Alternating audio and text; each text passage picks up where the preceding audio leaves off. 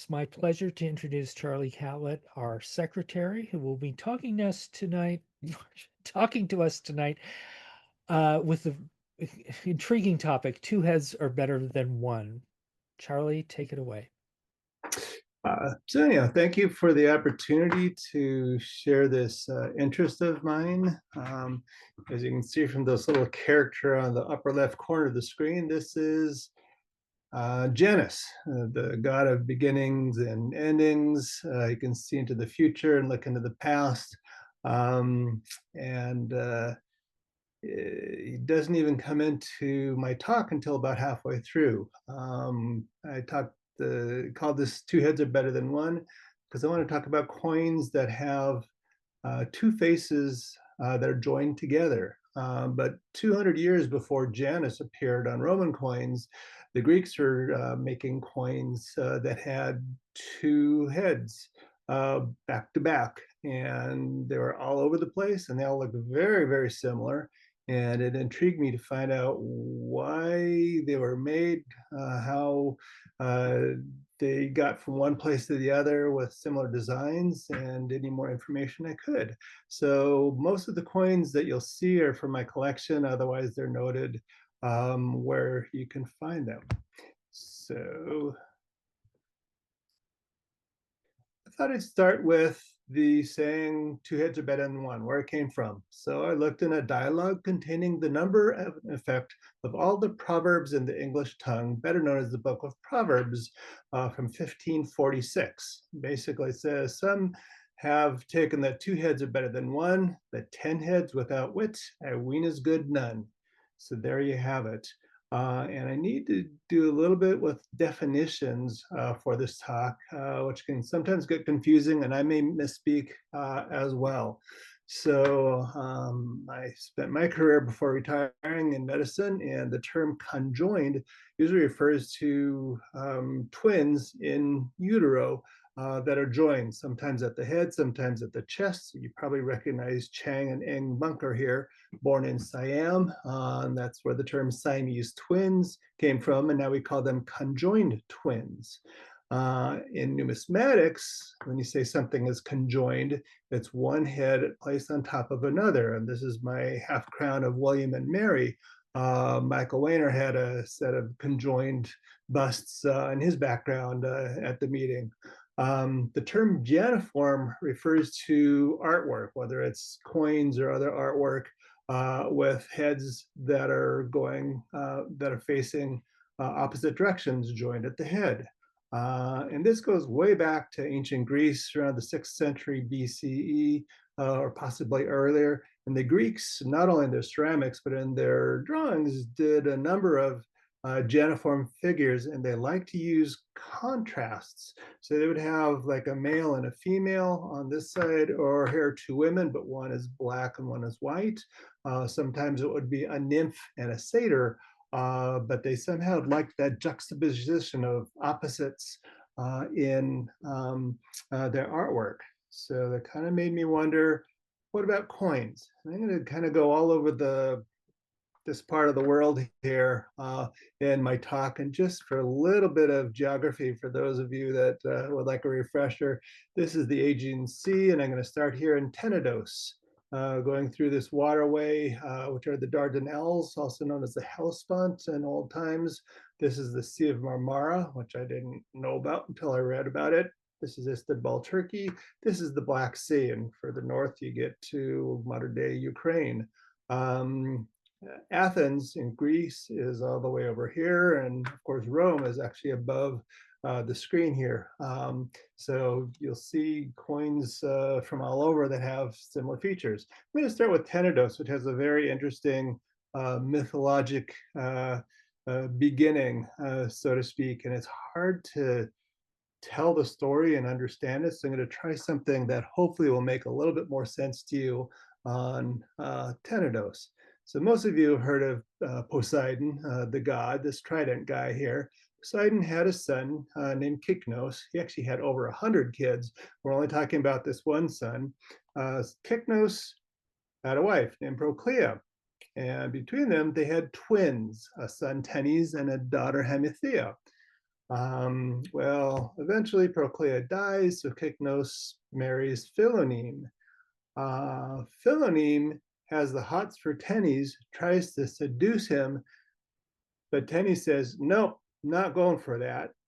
Philonym gets mad, poisons his father against Tennes, and claims that Tennes tried to rape her.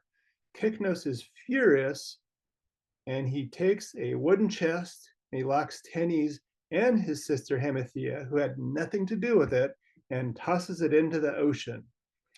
The chest floats about 12 miles off to the sea to this island. The people open up the chest, then out pop Tennes and Hemithea. They like him. They make him king and they name this island Tenedos. Meanwhile, Kychnos finds out that his wife, his second wife, actually lied and made it all up. He has her killed. He sails off to Tenedos to try to make up with Tennes to reconcile. Tennes is furious with his dad for believing his wife, so he cuts the rope that Daddy tries to, attach the ship or moor the ship to the island, and they never get together and reconcile.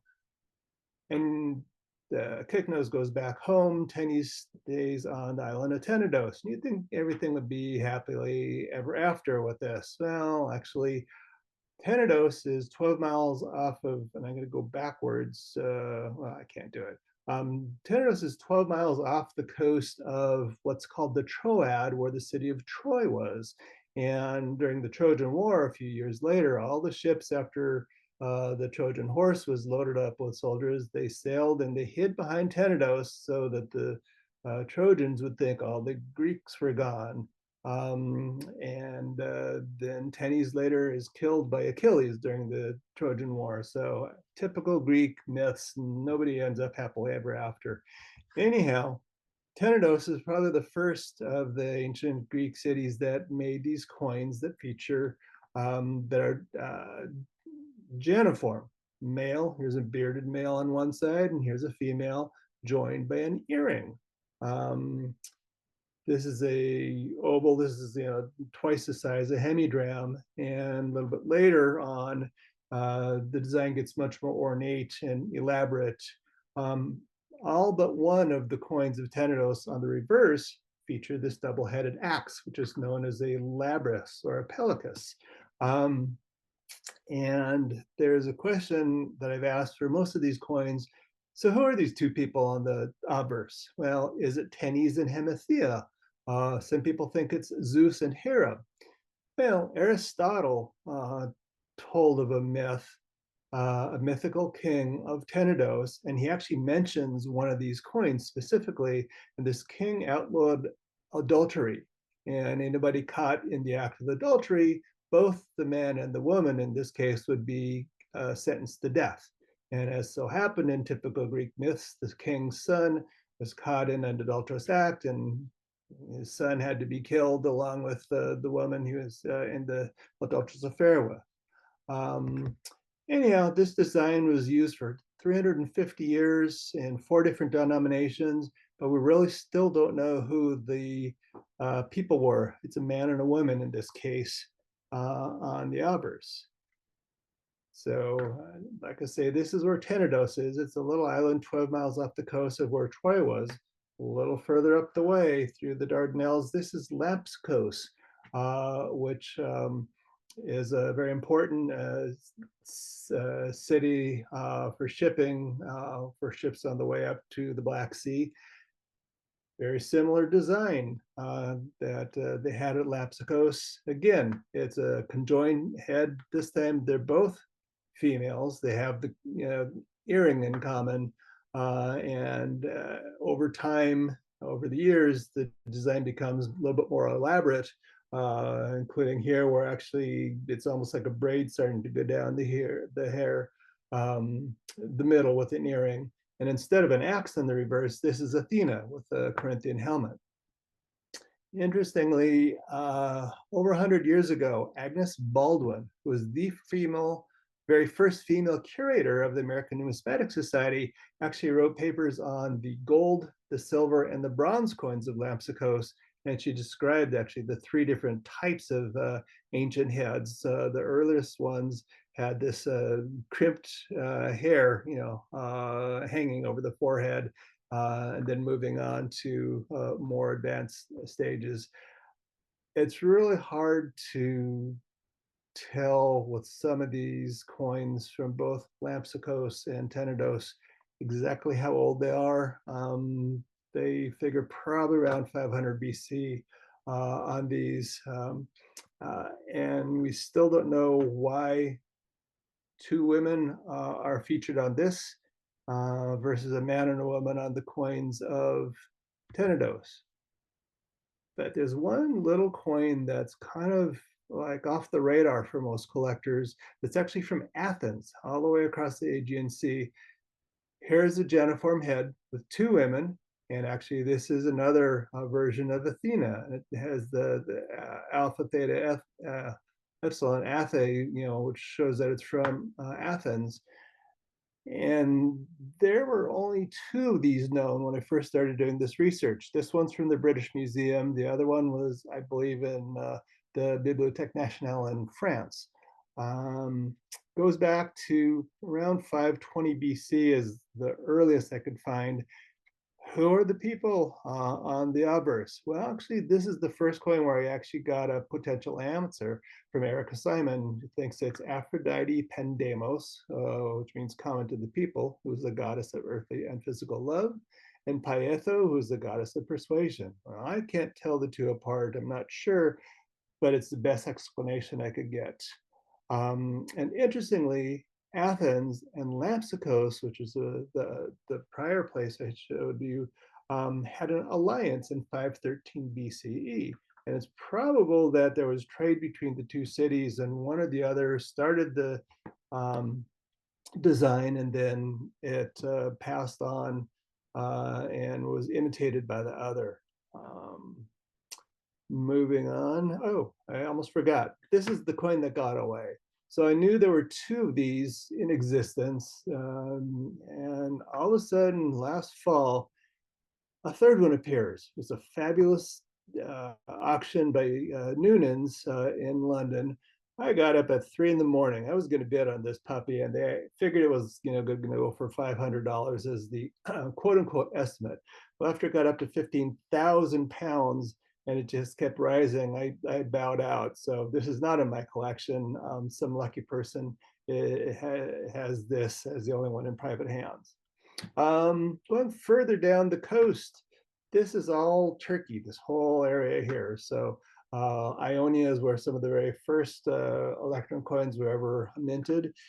In Ionia, they did another coin, a geniform coin. This way they got a little inventive, and they have the hair going all the way down. I'm not sure what that flat part is. Couldn't resist adding this coin to my collection. And there are a number of places all over the Greek territories that actually use this design. I got really excited when I saw a bull or a cow in the reverse, thinking this is from a town called Magnesia ad Meandrum, or Magnesia on the Meander River. The Meander River is somewhere in Greek mythology. I don't remember where. I was thinking, oh, maybe they were known for their dairies and producing a particularly wonderful kind of milk. But lo and behold, milk of magnesia did not come from this area. Magnesium did not come from this area. The term magnesia was named after the Magnetes, which was an ancient Greek tribe, that lived in the area when the city was founded. So it was a nice try. Heading all the way down around the far southeastern part of modern day Turkey, this is Cilicia. And this is during the time of the Persian Empire. Here's another geniform head. And pretty interesting stories with this one. This is now two bearded males instead of two bearded females. We know this from the mint in Mallows, because this is a swan, which is one of the city emblems of that city in Cilicia. But there are other coins that also have geniform figures. Two bearded males here. This is a man and a woman. And this, at least we know, is a geniform figure of Athena. We know Athena, particularly of the tetradrachms of Athens, had a crested helmet. So this, from her crest, we know that this is Athena. That's all we know about who these people were on these coins.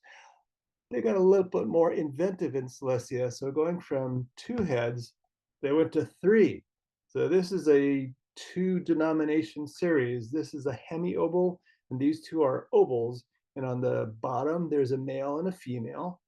On the top, it's actually 3 faces.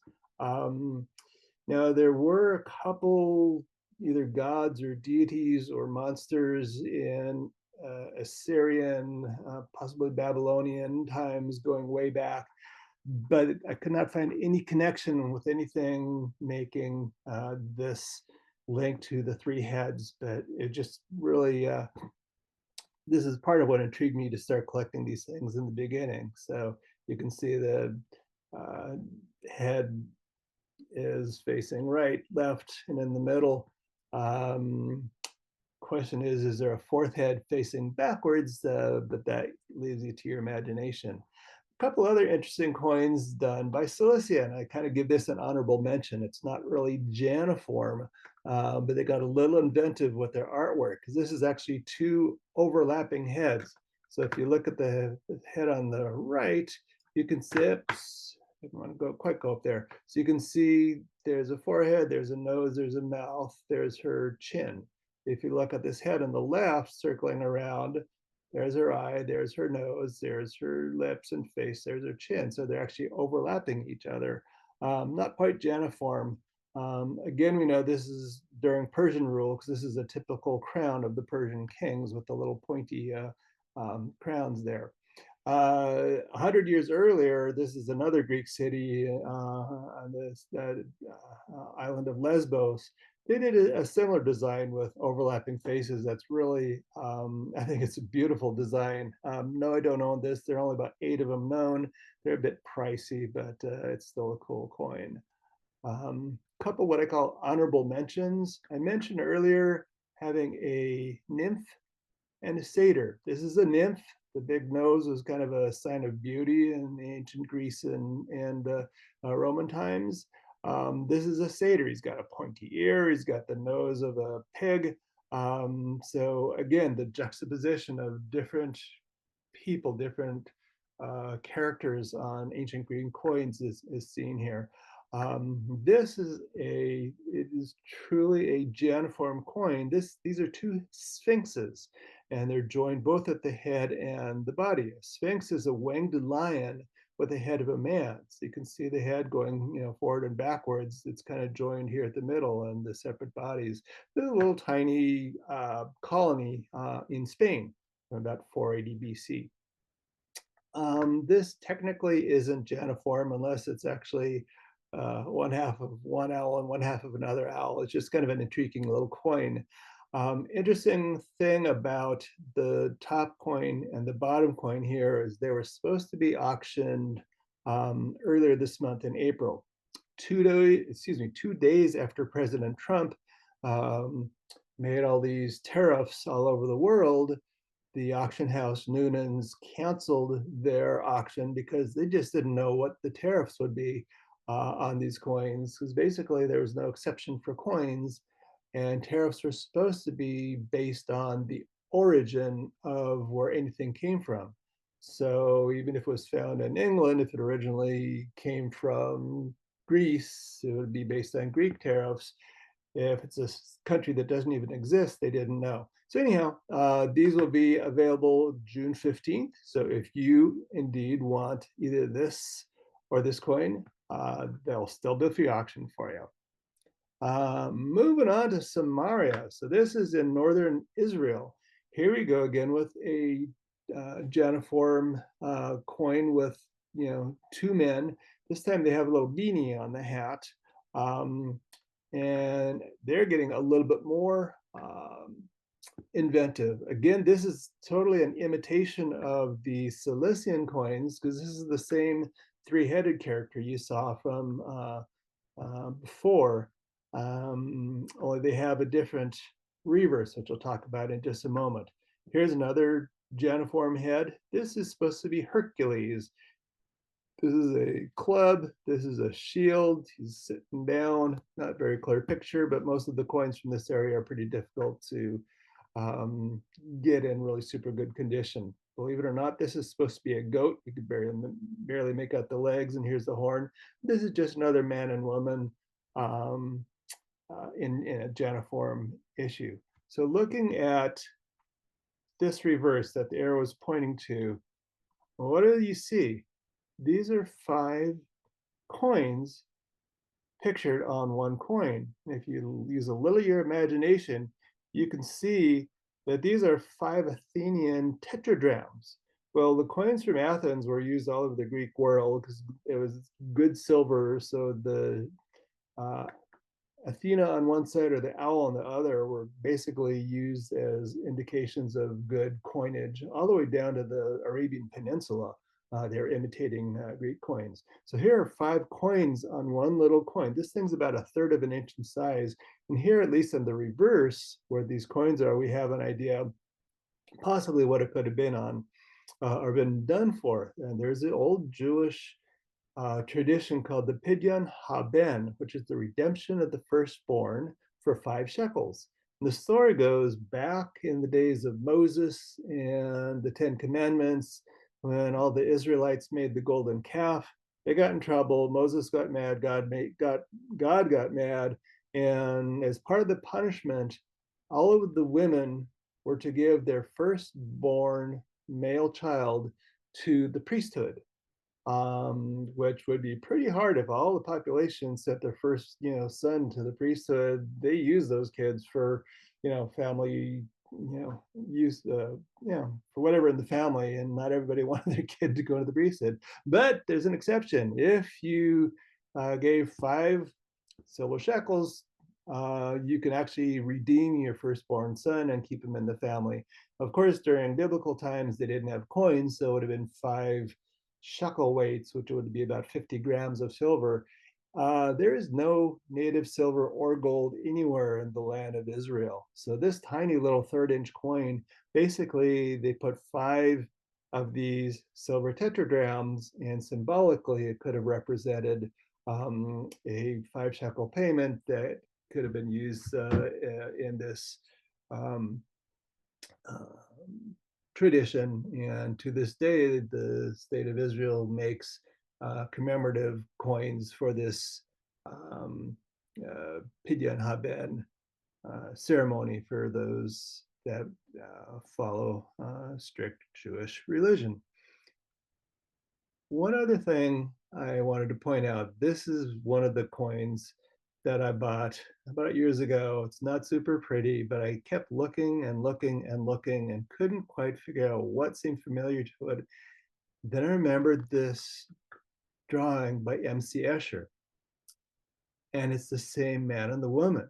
I mean, her chin is missing, half of her nose is missing, technically the top of their heads are missing. The guy's got a mustache and a beard. Rather than being joined at the back of the head, they're kind of joined at the front of the head. So it's just kind of interesting how there are parallels or separate evolution of artistic ideas over century or millennium. So that's just kind of a little sidebar there. Going a little bit further down the coast, this is Philistia. The Philistines were the very first people in this whole region to start minting coins. They, as you can see, did a lot of imitations. So this looks very much like the coin of Lapsacos and of Tenedos. It's a Janiform head with, again, an imitation of an Athenian owl on the reverse. So these two are both from the city of Gaza, which still exists. There's OZ on the reverse here, or this AZ, and it could be going either direction, indicate the Gaza Mint. So we have a male and a female Janiform head here. Here's another male and female. These are 2 males. No idea who they represent. It's just somewhat of an imitation of other coins from other regions. But the Philistines got really inventive. So I call these honorable mentions because I'm not sure you can say this is Janiform. Here's a head, and this one's kind of on the side of the head, although it's technically joined together. So I think that probably qualifies as a Janiform head. A little side issue here. If you look at the end of the wing, there's a lion there. So they were very creative with some of the coins in Philistia. Um, Here is a king with a little kind of a jagged crown, and he's got something, attached to his head. You rotate this around, it's actually a lion. So this is a crouching lion attached to the head of a king. And there are several other very interesting designs that the Philistines did along that line. Two other ones I want to show you. This is a male head, bearded male, and this is a dog. Why they joined a dog head to a man's head, I don't know. Um, and this is actually technically what we would say in medicine is a conjoined animal, but it's joined at the body in two separate heads. So, kind of honorable mention, doesn't quite count. Um, Now I'm getting to Janus. So all these coins that I showed up to now are from 400 or so BC. Um, get this to work. There we go. Well, I'm going to get to Janus. So Janus was originally called Dianus, who was a male counterpart of Diana. He's an old Roman Etruscan sky god equivalent to Jupiter. So he really wasn't even a Roman god. They didn't invent him. And the Greeks had nothing, no knowledge. It was not even a part of their literature or anything. So the Romans kind of copied the Etruscan god and made it his own. Actually, they modeled him after the Etruscan god Culsans. And this is Culsans. So now we know what the body of this guy looks like. It's kind of a normal body with one face going forward and one face going backwards. And we know this is Culsans because engraved on the side, it's engraved from a father who gave this figurine of Culsans to his daughter. This, you can go to the Etruscan Academy in Cortona, Italy. That's up in the Etruria area. That's where this was actually excavated. So it's kind of real, and that's what they used. The early form of Janus actually had four faces guarding a temple in Rome, and it eventually evolved just to a two-faced, kind of looking forward and looking backward. He is the god of beginnings and endings, also of entrances and exits. And of course, the beginning of the year, the first month, is named after him. It's January. So Janus shows his faces, I should say, early on in the Roman Republic when they had a very, very plentiful supply of copper and probably tin to combine it and make bronze. So they came up with this idea for the As grave, which means heavy bronze. So these big monster coins, they decided they would make the weight of these coins, and these were cast, they weren't struck. So the weight of the coin equaled the value of that weight of metal.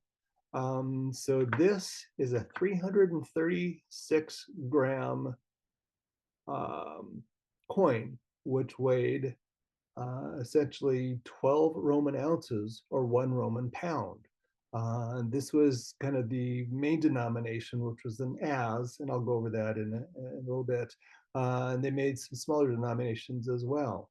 Very first one in this series, appropriately, has Janus for the beginning of the series of coins. I should mention he's beardless, so some people think this is Fontus, who is the son of Janus. Most people still say it's Janus. These are the different denominations that came up for these coins just for fun. So the as has this one mark on it, and then there are lots of smaller denominations. There are actually a couple larger denominations, and these were huge coins, as I said. So these are from my collection. This is from after the First Punic War. Rome won, they really started consolidating the Roman Republic, and they decided to start a new series of coins. Now Janus has a beard, and Janus again is the beginning of a new coinage series.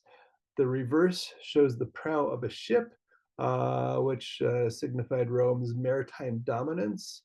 And again, there's a up and down line here signifying an as. This is the large denomination, and the denominations went down in size, and there are a number of different smaller sizes. So this was the beginning of what's called the Janus Prow series. And they started shrinking the coins because they're a little too big to begin with. So this is only 260 instead of 360 grams. A few years later, they made that about a quarter the size, and this is only about 60 grams. Same design, Janus on the head, the prow on the back, and probably for 100 years or more, they kept the same design, more or less. And around this time, as the Roman Republic got more powerful, they actually conquered some areas that had silver, so they began making silver. To begin, this is what the very first silver coin of the Roman Republic looks like. And to begin the series, of course, it's a figure of Janus. Well, this doesn't have a beard and it's got a garland on his head. And some people think, is it Janus? Well, actually, more people think it's the Dioscuri, or Castor and Pollux, also known as the twins of Gemini, or the Gemini twins. Um, Interesting little detail on the Gemini twins that I didn't realize. These are twin sons with different fathers. And if you can follow me, you've probably heard the story of Leda and the swan, where Zeus comes down, changes his figure into a swan, and he makes love to Leda. She becomes pregnant. Well, Leda was married, and she also became pregnant with her husband.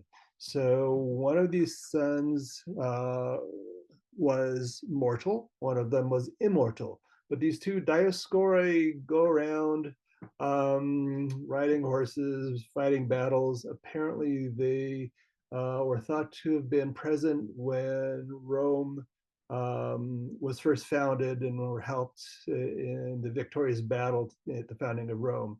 So what better way to start a series of coins than not only Janus, but with these Dioscuri twins, the Gemini twins, indicating a good beginning. And on the back, this is Jupiter. He's throwing a thunderbolt. He's in a fast quadriga. Quadriga is a 4-horse chariot. It's fast because these horses' legs are up. It's prancing. And this is Victory, who's driving. And again, a victorious Rome with the Gemini twins. Great way to start a whole series of coins. But don't forget Coulsons. It's kind of like the Etruscan version of Remember the Alamo. So up in Etruria, a little bit north of Rome, they also had a lot of copper or bronze and made their own coins. And the very first bronze series that they made are also big. And these actually are the only two that feature Coulsons.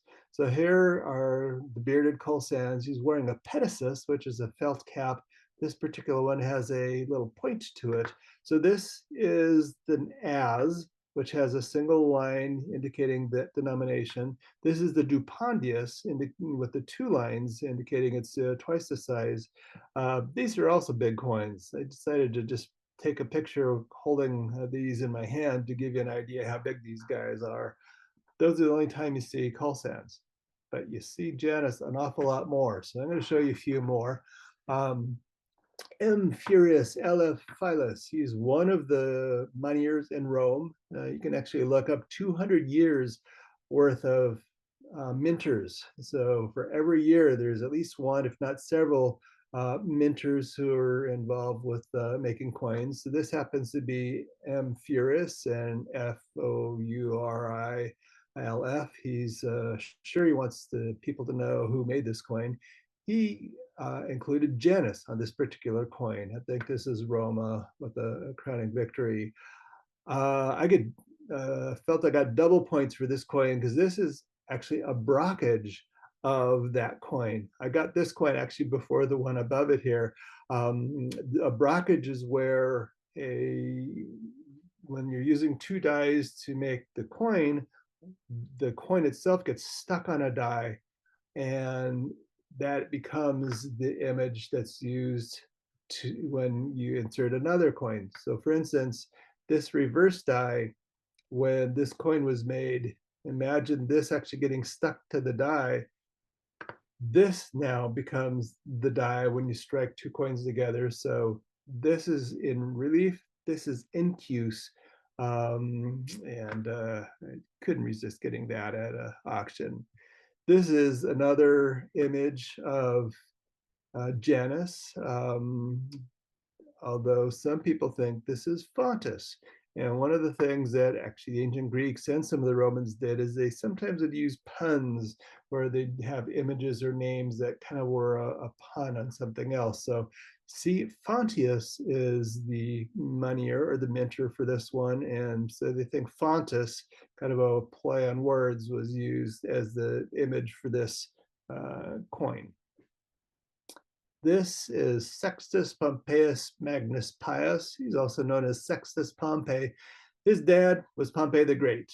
Pompey the Great was a great general, got murdered by Julius Caesar. Sextus Pompey essentially became a pirate based in Sicily, where this thing was found.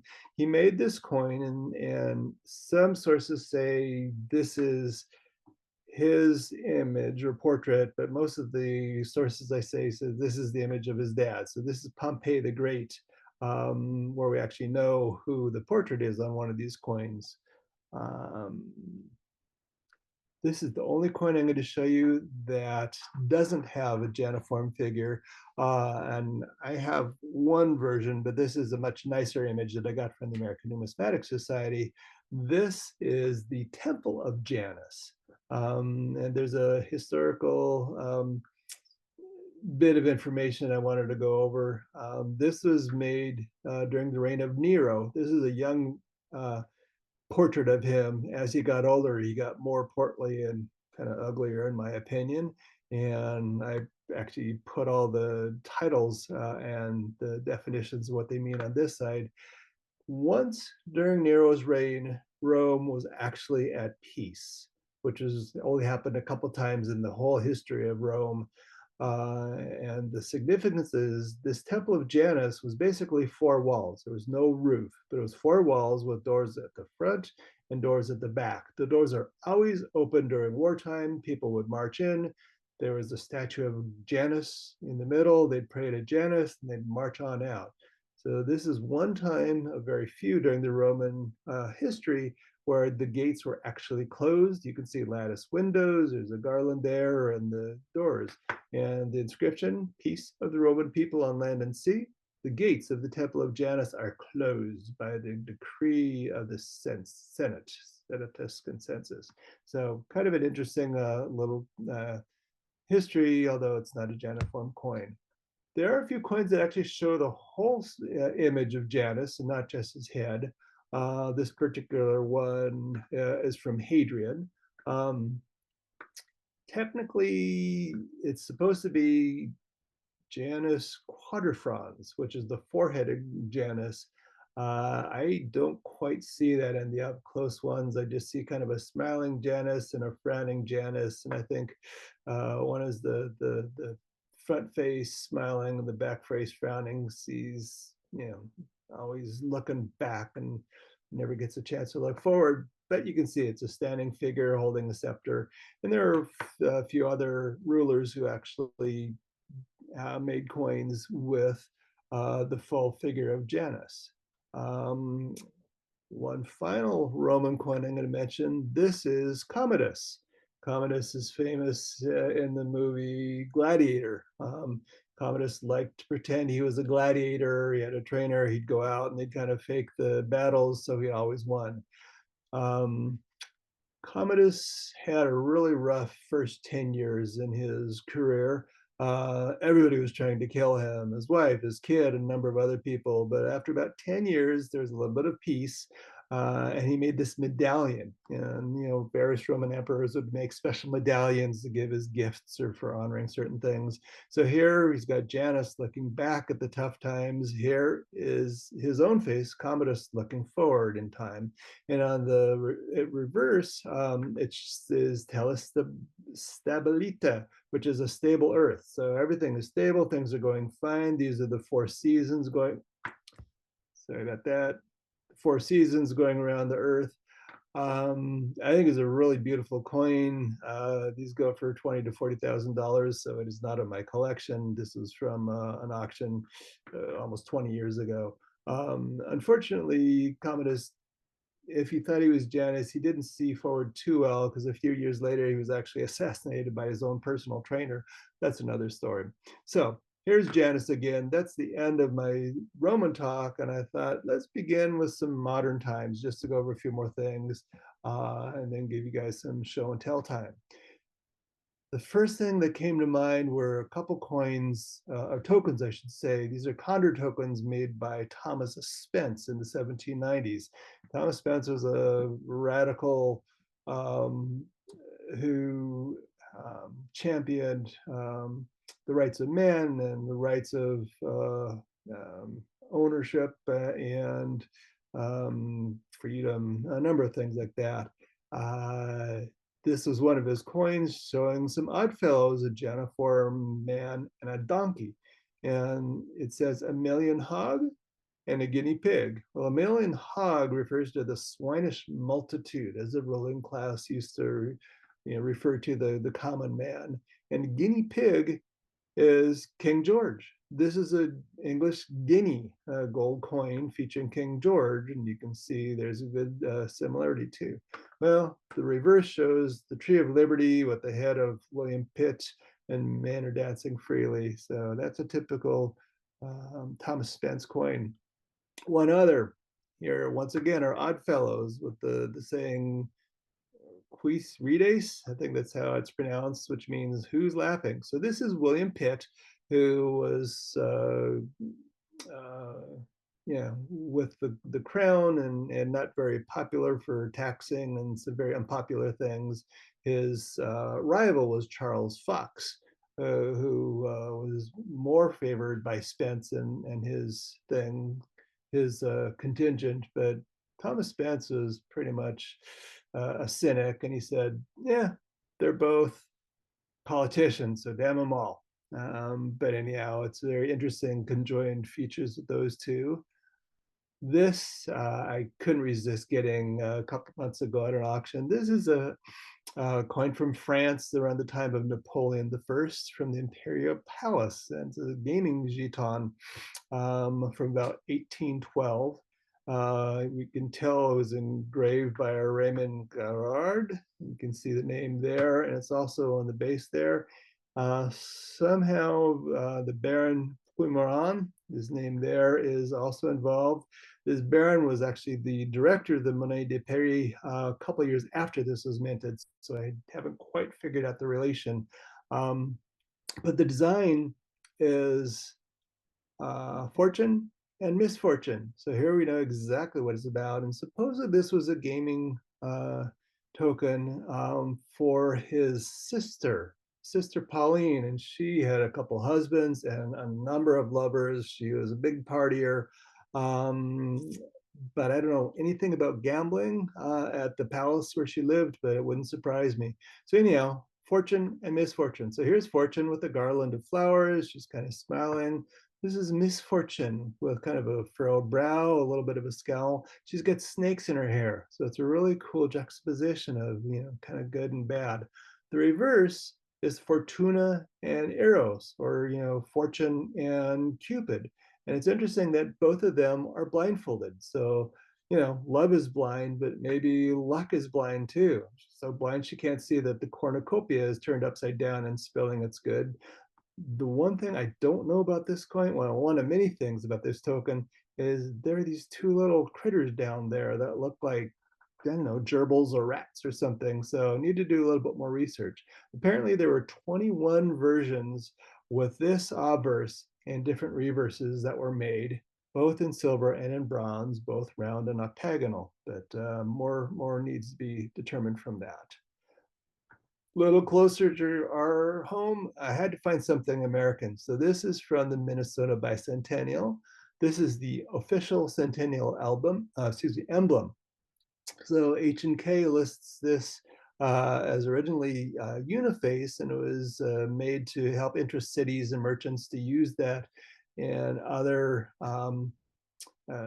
tokens to help celebrate the bicentennial. Well, it shows a man and a woman back to back. I call it honorable mention because it's actually divided down the line, so it's not quite joined at the head, but close enough. A couple hands holding agriculture, industry, forests, and ore.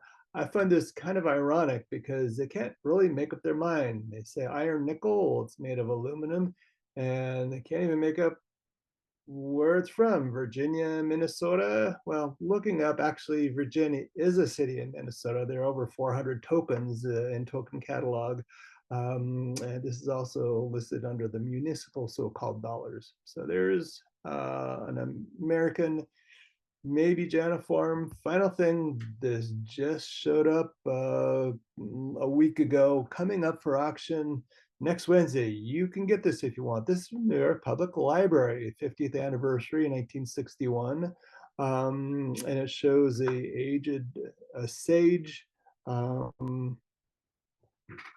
how did they call it? It was a elderly sage and a young scholar, I think is how it's worded. But again, it's a Janiform image that it's the only other Janiform coin made in America that I could find. There are probably others. So basically, that's the end of my talk. Yeah, actually, it's probably going to be the beginning of other uh, research on tokens that I don't have the answers to. So I will gladly accept comments, questions, corrections, anything. So thank you.